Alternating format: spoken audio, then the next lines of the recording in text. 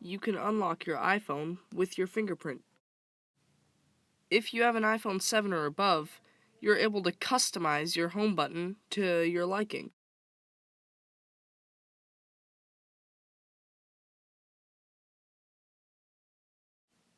If you swipe up Control Center, you'll see Dark Mode. That is the two differences between light and dark mode, which makes it light or dark. If you force touch on the left side of the screen on an iPhone 6s or above, it will take you to the app switcher. On an iPhone 6s or above, you're able to force touch on different apps to get a select of menus. You can activate Siri with your voice by saying, "Hey Siri."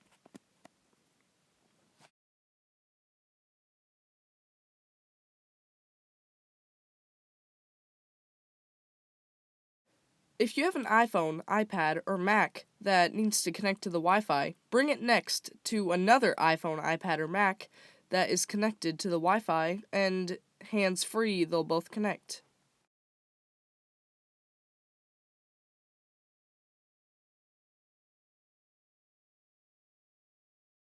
If you have an Apple Watch or AirPods, you're able to check their battery hands-free and wirelessly from your iPhone by going into Spotlight Search and then seeing what your battery's at in Batteries.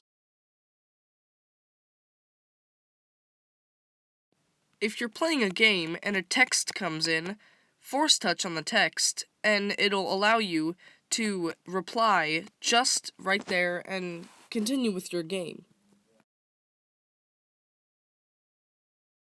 A very needed feature that Apple added on the iPhone 8 and above is wireless charging. So if you happen to own an iPhone 8 or above, it does support that. You can add any website to your home screen by going into the square up, add to home screen, and hit add. Then it'll become an app for you to move around and customize.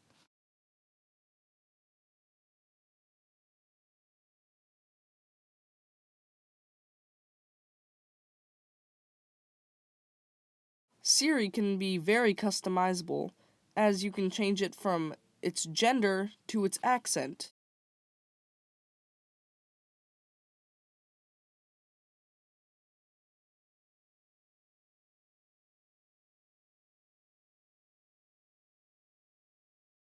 If you have an iPad with a home button that supports iOS 12, you're able to use iPhone X controls on the iPad, such as swipe up to go home, swipe up and hold to go to the app switcher, and swipe up and go to the left to go to a previous app.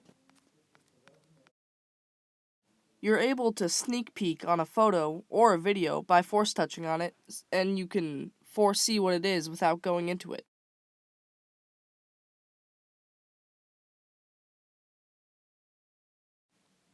Pretty helpful. In the iBooks app, Apple offers an iPhone user guide.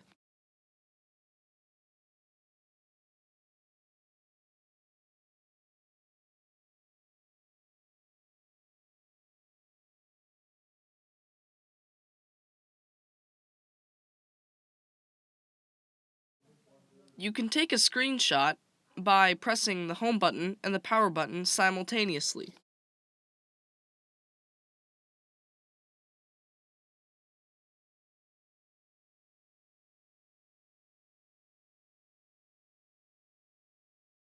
In iOS 13, Apple provides swipe to type where you can swipe words instead of lifting your finger to type each individual letter.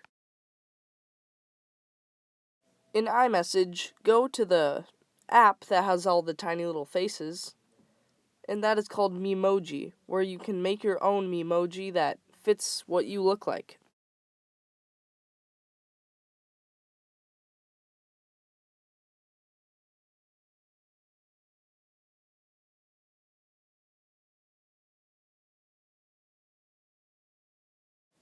If you're using your iPhone and you're browsing something, look for the tiny icon of a phone on Safari, and if they're on the same iCloud account, you can do something called handoff, where the iPhone hands off the web page to the iPad, and therefore you don't need to use your phone anymore, and it also works vice versa.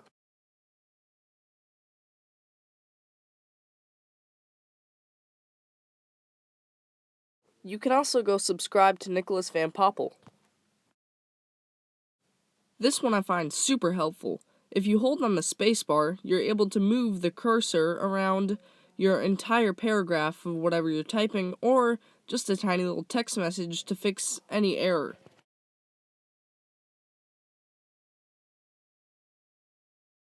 Instead of reaching all the way up to hit the settings icon to go back, you can just swipe back.